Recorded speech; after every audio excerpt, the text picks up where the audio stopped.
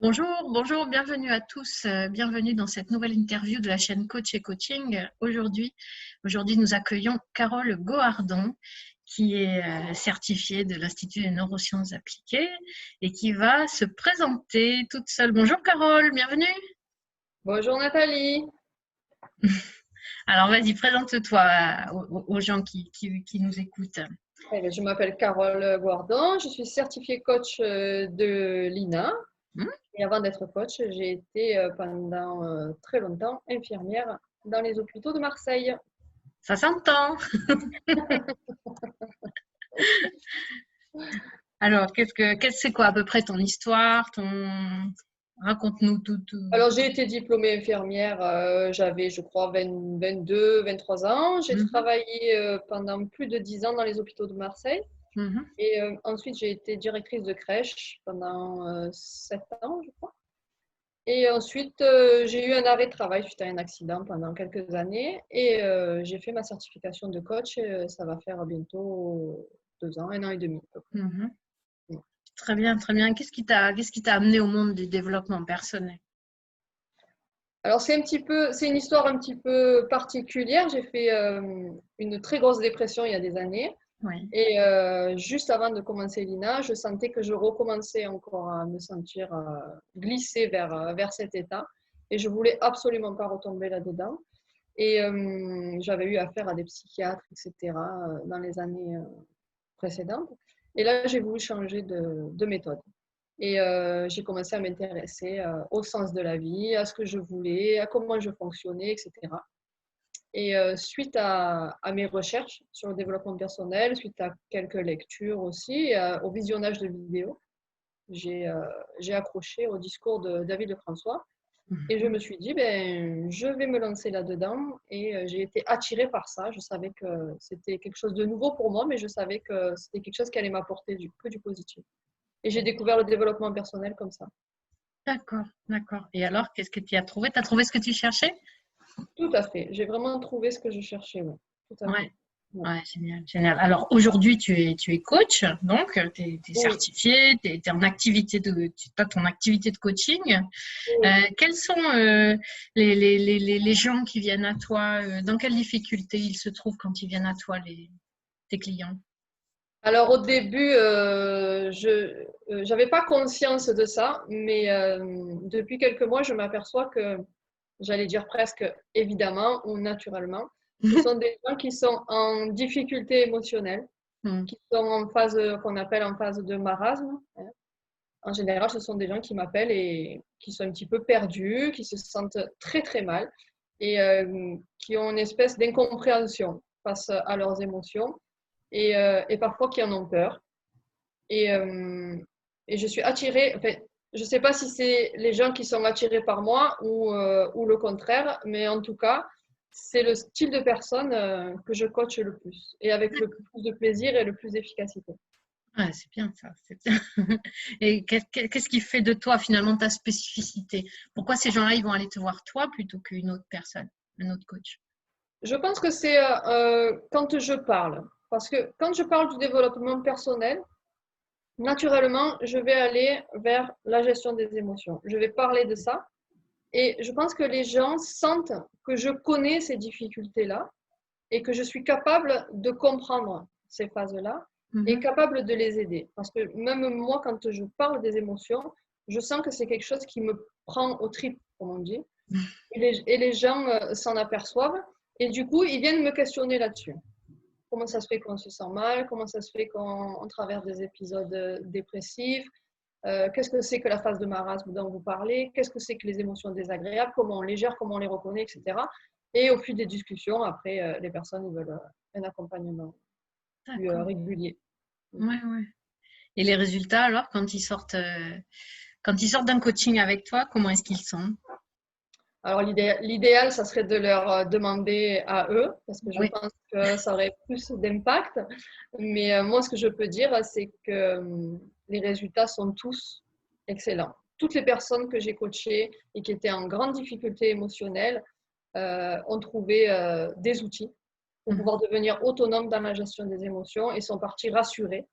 Hein, parce que le but, c'est pas d'éliminer les émotions désagréables, mais c'est de les comprendre, de savoir les gérer, ce qui permet d'augmenter sa confiance en soi et de savoir que si ça se reproduit, c'est naturel et on a des outils pour y répondre et pour gérer ça au quotidien. D'accord. D'accord, très intéressant. Oui, oui, effectivement, la gestion des émotions, c'est un des socles du coaching, effectivement. Oui. Super. Ton actualité, Carole, actuellement, où est-ce qu'on peut te trouver?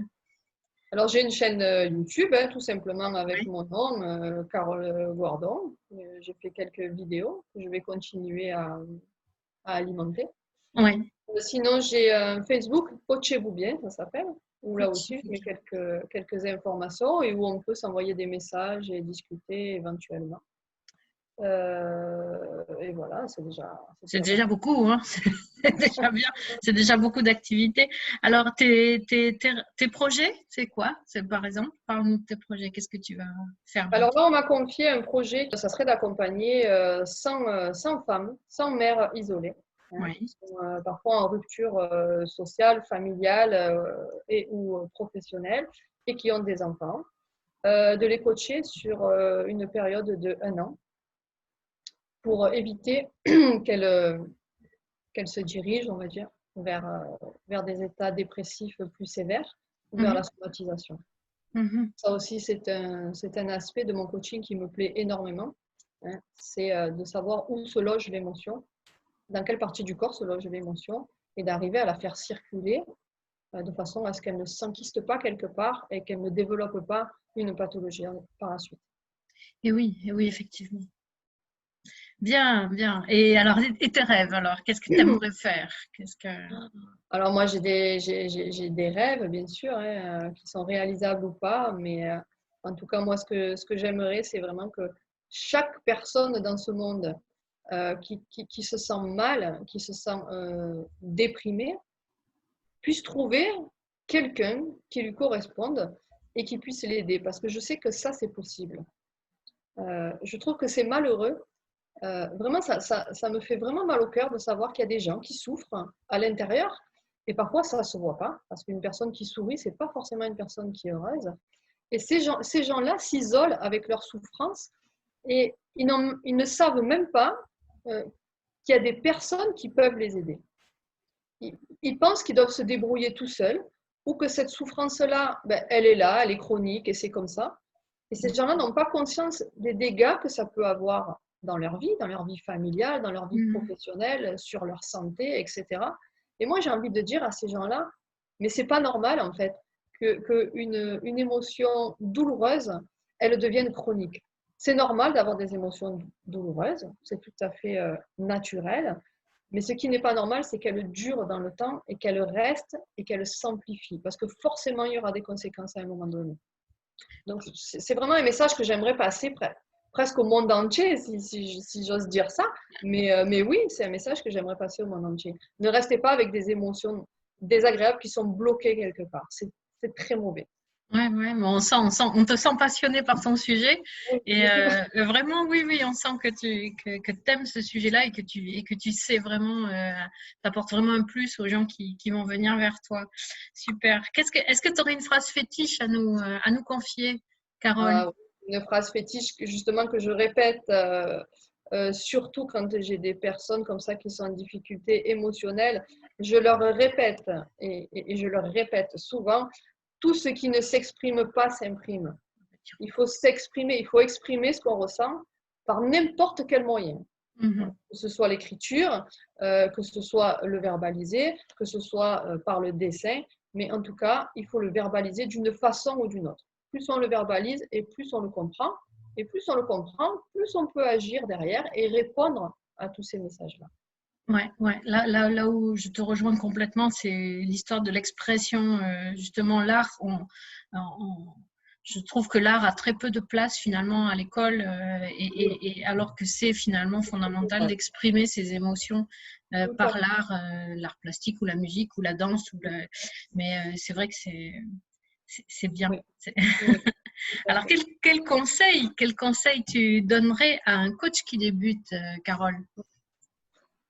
Alors, le conseil que je donnerais à un coach qui débute, c'est de faire une introspection, en fait, avant de commencer. Et de se poser des questions qui sont finalement assez simples. C'est qu'est-ce que j'ai vécu dans ma vie qui a été difficile et quel coach j'aurais aimé rencontrer à ce moment-là. Parce que s'il arrive à trouver la réponse, il va incarner avec passion le coach qu'il va devenir. Moi, c'est ce que j'ai fait en tout cas. Ouais, mais c'est un très très bon conseil, Carole. Ben, écoute, ça a été concis, mais ça a été vraiment complet et très riche cette interview. Je suis vraiment contente de t'avoir présenté aux gens qui vont nous voir parce que tu sais que je t'affectionne particulièrement. Donc, ben, je te remercie d'avoir joué le jeu de cette interview. Je te remercie et j'espère qu'il y a beaucoup de gens en difficulté émotionnelle qui vont te trouver sur leur chemin Oui. parce que tu t'apportes vraiment un vrai plus aux gens. Donc, c'est mon souhait en tout cas. merci beaucoup, Carole.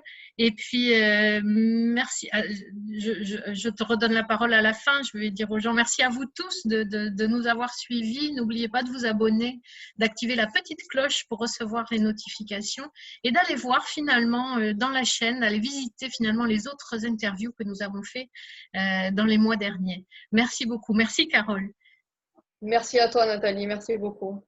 À bientôt. Au revoir. À bientôt. Merci à tous. Au revoir.